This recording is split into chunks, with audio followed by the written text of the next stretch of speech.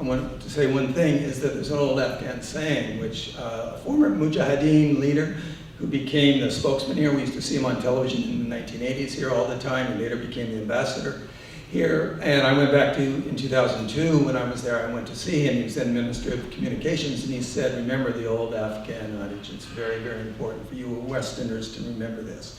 Afghanistan is very easy to enter, but it's very hard to leave.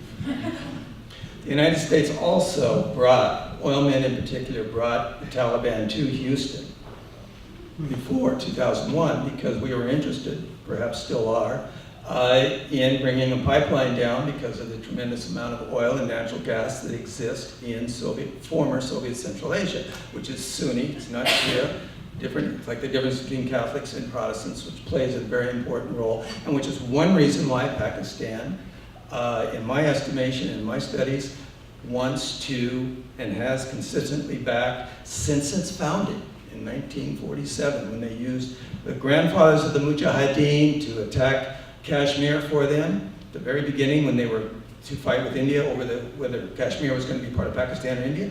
The Mujahideen during the time when Bill was there and I was there, living with the Haqqanis, who were then our very close allies, who said to me only a few months ago when I saw them again, we haven't changed, only you have changed. So there's a Shia-Sunni fault line running through Afghanistan? There is very definitely a fault line, but there's not so much antagonism between the two in Afghanistan. When I was there in the early part, and then I was there in the 1970s, there was really no distinction between the two. Afghanistan was very tolerant.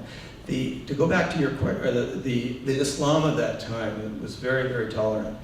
And it was in 1973 when it was a palace coup between two cousins.